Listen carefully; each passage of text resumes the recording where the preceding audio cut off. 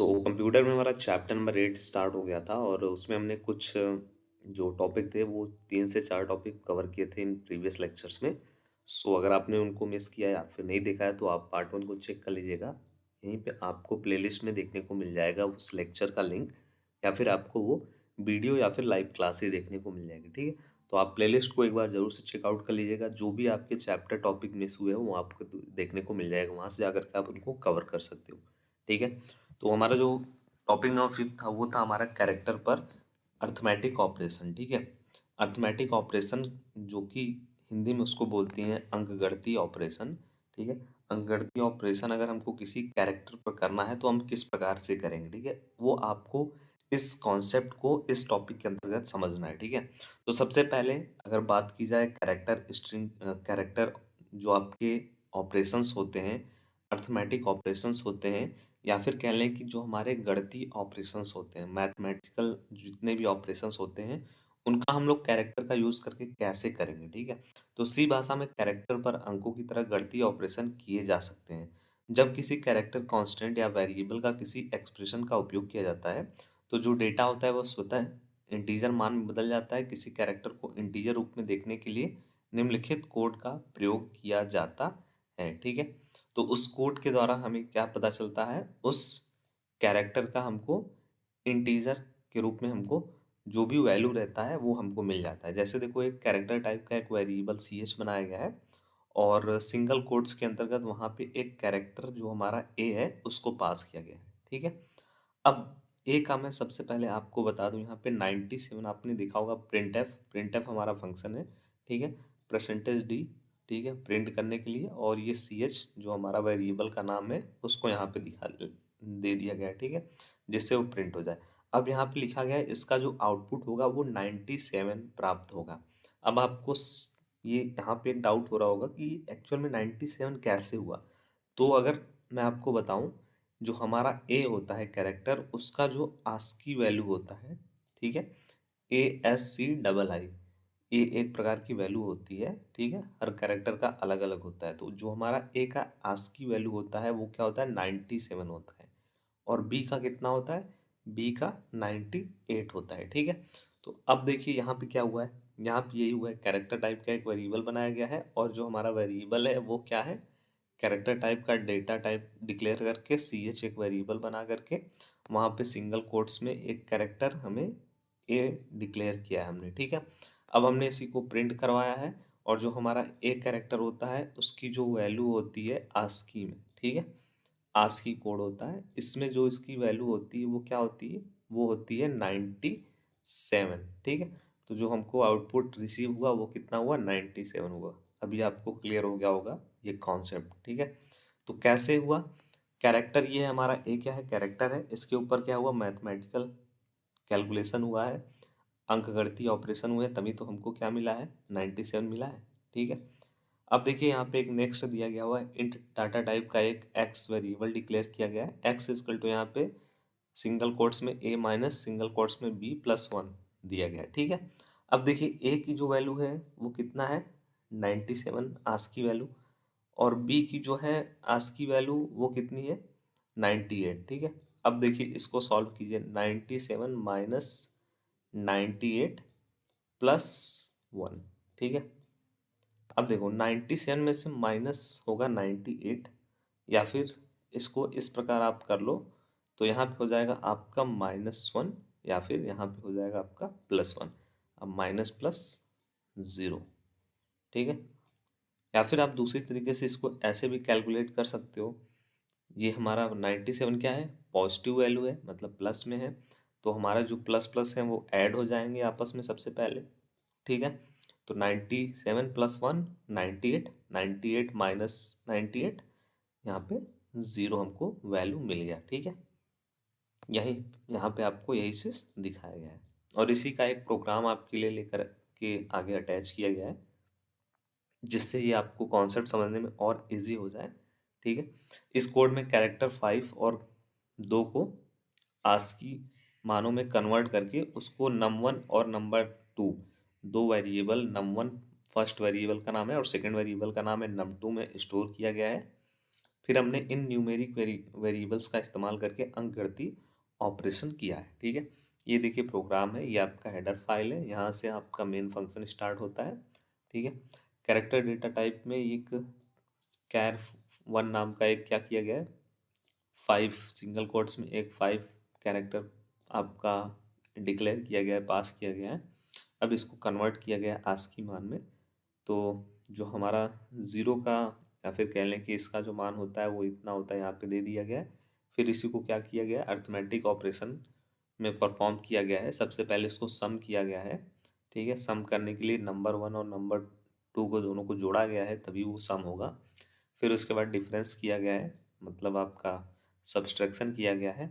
उसके बाद product number 1 number 2 का मल्टीप्लाई किया गया है। फिर उसके बाद कोड जो आपका डिफ्रेंसिएशन वो लाया गया है। ठीक है, तो ये इस प्रकार हमारा जो रिजल्ट है वो हमको मिल जाएगा। ठीक है, तो ये क्या हो रहा है, ये कैरेक्टर पर ही हमारे जो भी अर्थमेटिक ऑपरेशंस है वो किए जा रहे हैं। ठीक है, सबसे जो लास्ट इस चैप्टर का और इस चैप्टर का मेन और इम्पॉर्टेंट टॉपिक है वो है हमारा स्ट्रिंग मैनिपुलेशन। ठीक है, स्ट्रिंग मैनिपुलेशन क्या होता है, इसके अंतर्गत थोड़ा बहुत आपको कॉन्सेप्ट समझना है। बहुत ही इजी कॉन्सेप्ट है, ये बहुत इजी है। ठीक है, तो सी लाइब्रेरी में स्ट्रिंग वेरिएबल पर विभिन्न ऑपरेशन करने के लिए कई प्रकार के फंक्शंस पाए जाते हैं। ठीक है, तो हमारे जो सी लाइब्रेरी है उसमें जो भी स्ट्रिंग्स वेरिएबल्स होते हैं उस पर जो भी ऑपरेशंस किए जाते हैं उसके लिए बहुत सारे हमको फंक्शंस दिए जाते हैं जिनका हमको यूज़ करना होता है, जिन्हें हम लोग स्ट्रिंग मैनिपुलेशन कहा जाता है। String manipulation function string dot H header file में स्टोर होते हैं और स्ट्रिंग मैनिपुलेशन से संबंधित प्रमुख फंक्शन निम्नलिखित होते हैं। वो 4 इम्पोर्टेंट हैं फंक्शन। पहले कौन कौन से हैं, S T R cat function, S T R C M P function, S T R C P Y function and S T R L E N function. ठीक है, ये क्या है, ये सब हमारे स्ट्रिंग मैनिपुलेशन के 4 फंक्शंस होते हैं। और स्ट्रिंग मैनिपुलेशन क्या होता है, सी लाइब्रेरी में स्ट्रिंग वेरिएबल पर विभिन्न ऑपरेशन करने के लिए हमें कई प्रकार के फंक्शंस की आवश्यकता होती है। ठीक है, वही जो फंक्शन हमको आवश्यक होते हैं वेरिएबल पर ऑपरेशंस करने के लिए, उन्हीं को ही स्ट्रिंग मैनिपुलेशन फंक्शन कहा जाता है। और ये सब कहाँ पे होते हैं, ये सब स्टोर होते हैं, आपके जो भी फंक्शंस होते हैं वो कहाँ पे स्टोर होते हैं, वो हेडर फाइल में ही स्टोर होते हैं। ठीक है, तो यहाँ पे ये 4 फंक्शंस हैं, इनके बारे में आपको थोड़ा बहुत समझना है कि इनका यूज़ कहाँ पे होता है, क्यों होता है। तो जो आपका स्टार कैट फंक्शन होता है, ठीक है, या फिर इसको हम लोग स्ट्रिंग कैट टाइप में बोल सकते हैं। तो ये जो फंक्शन होता है सी भाषा में एक स्ट्रिंग को दूसरे स्ट्रिंग के साथ जोड़ने के लिए यूज़ किया जाता है और ये पहले स्ट्रिंग के अंत में दूसरे स्ट्रिंग को जोड़कर एक नई स्ट्रिंग बनाता है। ठीक है, तो एस टी आर कैट जो हमारा फंक्शन होता है वो किस लिए यूज़ किया जाता है, एक स्ट्रिंग को दूसरे स्ट्रिंग के साथ अगर जोड़ना होता है तब हम लोग इस फंक्शन का यूज़ करते हैं। जैसे एक एग्जांपल यहाँ पे दिया गया है, कैरेक्टर टाइप का डेटा टाइप है और स्ट्रिंग फंक्शन में हेलो स्टोर किया गया है, दूसरे आपके स्ट्रिंग सेकंड में वर्ड जो है स्टोर किया गया है। ठीक है, अब इन दोनों को जब ऐड किया गया S T R cat function का यूज़ करके, तब हमको क्या मिला, हेलो वर्ड। ठीक है, बहुत ही ईजी है। फिर उसके बाद है S T R C M P function. तो जो हमारा S T R C M P function होता है, दो स्ट्रिंग को तुलना करता है और उनके मध्य अंतर को परीक्षित करता है। और ये दो स्ट्रिंग अगर बराबर हैं तो ज़ीरो हमको रिटर्न करता है। पहली स्ट्रिंग बड़ी होती है तो पॉजिटिव संख्या लौटाता है, दूसरी स्ट्रिंग बड़ी होती है तो निगेटिव संख्या हमको रिटर्न करता है। ठीक है, तो एक्चुअल में इसका वर्क क्या होता है, जो हमारा S T R C M P function होता है वो दो स्ट्रिंग की सबसे पहले कंपेयर करता है दोनों स्ट्रिंग को, और उनके मध्य जो भी डिफरेंस होता है वो हमको रिटर्न करता है। अगर दोनों स्ट्रिंग इक्वल है, बराबर है, तब हमको ज़ीरो मिलता है। अगर पहली स्ट्रिंग बड़ी होती है तो हमको पॉजिटिव नंबर मिलता है और अगर दूसरी स्ट्रिंग बड़ी होती है तो हमको निगेटिव नंबर मिलता है, रिटर्न होता है। अब देख लेते हैं एग्जाम्पल में ये देख लीजिए, यहाँ पे कैरेक्टर डेटा टाइप का स्ट्रिंग फर्स्ट है जिसमें एप्पल यहाँ पे दिया गया है। ठीक है, स्टोर किया गया है, सेकंड में बनाना दिया गया है। ठीक है, अभी हमारा क्या होगा कि इंट टाइप में रिजल्ट वेरिएबल में यहाँ पे इसको S T R C M P में दोनों का तुलना किया गया है आपस में, S T R first S T R second. ठीक है, अब दोनों को जो है डिफरेंस किया गया है और जो हमारा रिजल्ट है वो क्या हुआ है, ये रिजल्ट हमको निगेटिव संख्या में होगा। ठीक है, क्यों? क्योंकि यहाँ पे जो होगा ना, ये थोड़ा सा यहाँ पे बाई मिस्टेक प्रिंट हो गया है। जो हमारा बनाना लेटर है वो क्या है, वो बड़ा है। ठीक है, इसीलिए हमको ये निगेटिव संख्या में रिटर्न करेगा रिजल्ट। क्यों रिजल्ट निगेटिव संख्या में रिटर्न करेगा? क्योंकि यहाँ पे आपने देखा कि जब दूसरी स्ट्रिंग बड़ी होगी तब हमको ये निगेटिव नंबर रिटर्न करेगा। अब देख लीजिए, फर्स्ट है हमारा एप्पल, APPLE, इसमें कितने हैं टोटल? 5 कैरेक्टर है। इसमें कितने हैं टोटल? 6 कैरेक्टर है। तो बड़ा कौन सा है? जो हमारा बनाना है वो बड़ा है, दूसरा स्ट्रिंग बड़ा है, तो हमको ये निगेटिव में मिलेगा। ठीक है, थर्ड है हमारा strcpy। तो इस फंक्शन का जो यूज़ होता है, एक स्ट्रिंग की कॉपी बनाने के लिए यूज़ किया जाता है। यह पहली स्ट्रिंग के सभी अक्षरों को दूसरी स्ट्रिंग में कॉपी करता है। ठीक है, तो इसका यूज़ हम लोग किस लिए करते हैं? कॉपी करने के लिए करते हैं। स्ट्रिंग की जो भी लेटर्स होती हैं, अक्षर होती हैं, उनको यह दूसरी स्ट्रिंग में कॉपी कर देता है। ठीक है, जैसे देखो यहाँ पे कैरेक्टर डेटा टाइप में एक सोर्स वेरिएबल का बनाया गया है जिसमें हेलो को स्टोर किया गया है। ठीक है, अब दूसरा बनाया गया है कैरेक्टर टाइप में डेस्टिनेशन बनाया गया है वेरिएबल, बट यहाँ पे कुछ स्टोर नहीं किया गया है। बट अभी क्या किया गया है, दोनों को यहाँ पे दे दिया गया है और जो हमारा डेस्टिनेशन है उसमें हेलो स्टोर हो जाएगा। कैसे स्टोर हो जाएगा? क्योंकि जो हमारा strcpy फंक्शन होता है उसका जो यूज़ होता है वो यही होता है कि जो हमारा फर्स्ट स्ट्रिंग होता है उसमें जो भी लेटर रहेंगे उनका ये यूज़ करेगा और इसी को ज्यों का त्यों सेकेंड स्ट्रिंग में कॉपी कर देगा। ठीक है, फोर्थ हमारा है strlen फंक्शन। तो जो हमारा strlen फंक्शन होता है इसका जो यूज़ होता है वो एक स्ट्रिंग की लंबाई अक्षरों की संख्या को रिटर्न करता है कि उस स्ट्रिंग में टोटल कितने कैरेक्टर हैं। ठीक है, उनका नंबर जो है वो हमें रिटर्न करता है। जैसे देखो यहाँ पे कैरेक्टर डेटा टाइप में str एक वेरिएबल बनाया गया है, उसके अंतर्गत हेलो वर्ड को स्टोर किया गया है। ठीक है, अब चलिए इसको हम लोग काउंट करते हैं। सबसे पहले 1 2 3 4 5 6 7 8 9 10 11। ठीक है, तो यहाँ पे एक 12 ये हो गया। ठीक है, और एक यहाँ पे 13।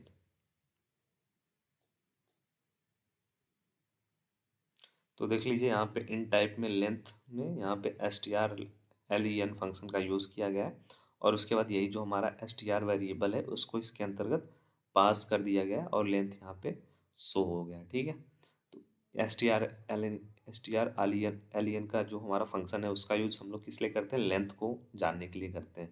ठीक है, अब आता है हमारा बहुविकल्पी प्रश्न इस चैप्टर के। तो कुछ बहुविकल्पी प्रश्न है उसको भी आप देख लीजिए जिससे ये चैप्टर आज इस लेक्चर में कंप्लीट कर दिया जाए। ठीक है, तो फर्स्ट क्वेश्चन हमारा है कि जो हमारा लेटर्स का ग्रुप होता है या फिर वर्डों का समूह होता है उसको क्या कहते हैं? ठीक है, तो जो हमारा वर्डों का समूह होता है उसको हम लोग स्ट्रिंग कहते हैं। सेकेंड क्वेश्चन है मल्टीपल चॉइस क्वेश्चन, स्ट्रिंग की समाप्ति होती है।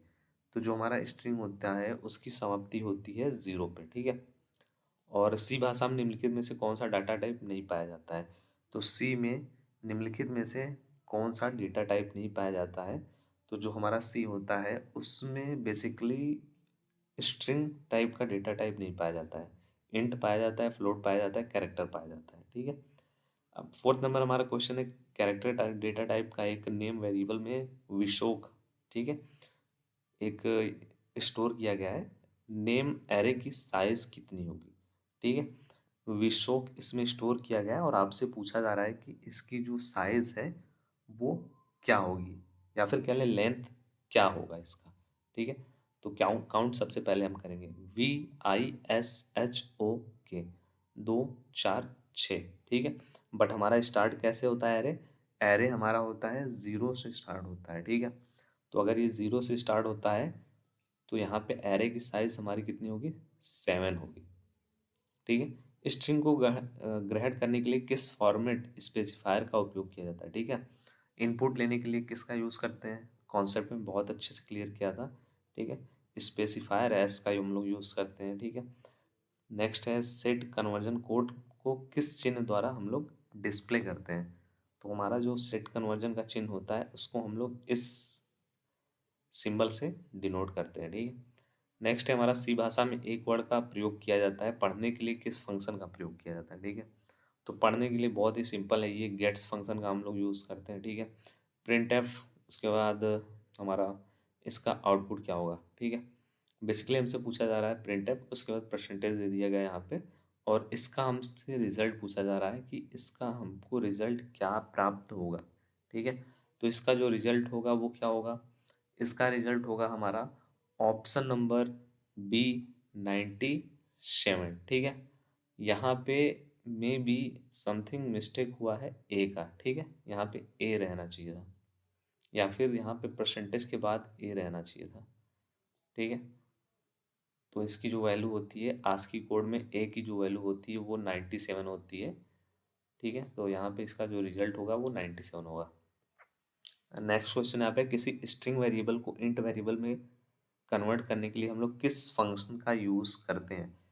तो वो फंक्शन हमारा कौन सा है, ATOI फंक्शन, ठीक है। नेक्स्ट है स्ट्रिंग मैनिपुलेशन फंक्शन किस हेडर फाइल में संग्रहित होते हैं। तो वो किस हेडर फाइल में संग्रहित होते हैं, सभी को पता है string.h में ही संग्रहित होते हैं, ठीक है। फिर उसके बाद नेक्स्ट क्वेश्चन है दो स्ट्रिंग को आपस में जोड़ने के लिए हम लोग किस स्ट्रिंग मैनिपुलेशन फंक्शन का प्रयोग करते हैं। अभी जस्ट मैंने आपको बताया है कि जब दो स्ट्रिंग को आपस में ऐड करना होता है तो स्ट्रिंग कैट का हम लोग यूज़ करते हैं, ठीक है। str कैट फंक्शन दो स्ट्रिंग को आपस में कंपेयर करने के लिए किस स्ट्रिंग मैनिपुलेशन फंक्शन का यूज़ करते हैं। तो कंपेयर जब करना होता है तो strcmp फंक्शन का यूज़ करते हैं, ठीक है। अब देखिए यहाँ पे एक थोड़ा सा लॉजिकल है, strcmp मतलब कंपेयर हो रहा है, PALASH एंड नेक्स्ट स्ट्रिंग है पाल, इसका आउटपुट क्या होगा, ठीक है। फर्स्ट है ये, सेकंड है ये, दोनों को कंपेयर करेगा और इसका आपको आउटपुट बताना होगा एक्चुअल में क्या होगा। तो जो इसका आउटपुट होगा वो 65 होगा, और सेम टू सेम इसी की जैसा यहाँ पे ये है strcpy, ठीक है। क्या करेगा, फर्स्ट स्ट्रिंग को दूसरे स्ट्रिंग में कॉपी करता है, ठीक है। तो जो यहाँ पे कॉपी होगा वो लेटर क्या होगा वो आपको बताना है, ठीक है। ऑप्शन नंबर हमारा ये करेक्ट होगा, ठीक है। फिर उसके बाद नेक्स्ट भी यही इसी टाइप में str लेंथ len लेंथ के लिए ये, उसके बाद सौरभ गुप्ता यहाँ पे दिया गया है, इसका आपको आउटपुट बताना होगा एक्चुअल में। तो जो हमारा लेंथ रिटर्न होगा वो लेंथ रिटर्न होगा 13, ठीक है। आप काउंट कर सकते हो। ये थे टोटल आपके मल्टीपल चॉइस क्वेश्चन, या फिर कह लें कि बहुविकल्पी प्रश्न जो 20 नंबर के आपके बोर्ड परीक्षा में आते हैं, एक एक नंबर वाले रहते हैं, 20 प्रश्न रहते हैं, ठीक है। ये आपके पूरे सिलेबस के जितने भी चैप्टर्स हैं उनसे ये आते हैं, ठीक है। फिर उसके बाद अति लघु उत्तरी कुछ प्रश्न मैंने आप सभी को इसमें दे दिया है जिसको आपको नोट करना है, इनके आंसर को कॉपी में लिखना है, ठीक है। थोड़ा बहुत आपको मेहनत करना होगा जिससे ही आपका प्रिपरेशन जो है बहुत अच्छा हो, ठीक है। यहाँ पे और भी क्वेश्चन है, सेट कन्वर्जन कोड क्या होता है, गेट्स गेट कैर फंक्शन में क्या क्या डिफरेंस होते हैं, इसका क्या यूज़ होता है, एक लाइन वाले ये हैं। दीर्घ उत्तरी प्रश्न कुछ मैंने आप सभी के लिए इसमें ऐड किया है जिससे आपके और भी कॉन्सेप्ट क्लियर हो जाए। स्ट्रिंग जिसे कहते हैं, दो स्ट्रिंग को कॉन्गिटेशन में कैसे दिखाया जाता है, ठीक है। स्ट्रिंग का मेमोरी में किस प्रकार से संग्रहण किया जाता है, ये दो टॉपिक था, आपको उसको बताया गया था। नल कैरेक्टर क्या होता है, स्ट्रिंग का डिक्लेरेशन और इनिशियलाइजेशन कैसे किया जाता है, दो स्ट्रिंग का कॉन्गिटेशन का जो प्रोसेस है उसको समझाइए, ठीक है। सी भाषा में किसी दी हुई स्ट्रिंग के बारे में प्रत्येक आस्की कोड सारणी रूप में छापने के लिए प्रोग्राम लिखिए, ठीक है। तो इसमें और भी जो क्वेश्चन है उनका मैं आपको आंसर प्रोवाइड कर दूंगा, जैसे ये सब क्वेश्चन है, गेट कैर गेट्स फंक्शन में डिफरेंस, गेट कैर और स्कैन एफ फंक्शन में जो भी कमियां हैं, ठीक है। स्ट्रिंग लेंथ फंक्शन का यूज़ हम लोग लेंथ को पता करने के लिए करते हैं। बहुत सारे ऐसे क्वेश्चन है, बहुत ही ईजी है इसमें, जैसे इनके बारे में आपको जस्ट अभी बताया मैंने, तो आप इनको देख लीजिएगा, इनके आंसर को आप फाइंड करने की कोशिश कीजिएगा। अगर आपको नहीं मिलते इनके आंसर तो आपको 1 से 2 दिन में जैसे ही सब चैप्टर कंप्लीट हो जाते हैं, 2 चैप्टर अभी और बचे हुए हैं मैक्स टू मैक्स, तो आपको इनके आंसर भी जल्द से जल्द एक ही क्लास में सभी प्रोवाइड कर दिए जाएंगे, ठीक है। फिर भी कोई डाउट है तो कमेंट बॉक्स आपके लिए ज़रूर से वहाँ पे जाइए और अपने जो भी डाउट है कमेंट करके कमेंट बॉक्स के थ्रू आप हमारे टीम को शेयर कर सकते हैं, ठीक है। टीम आपकी ज़रूर शेयर करेगी, ठीक है। सो मिलते हैं नेक्स्ट क्लास में, तभी थैंक यू फॉर वॉचिंग।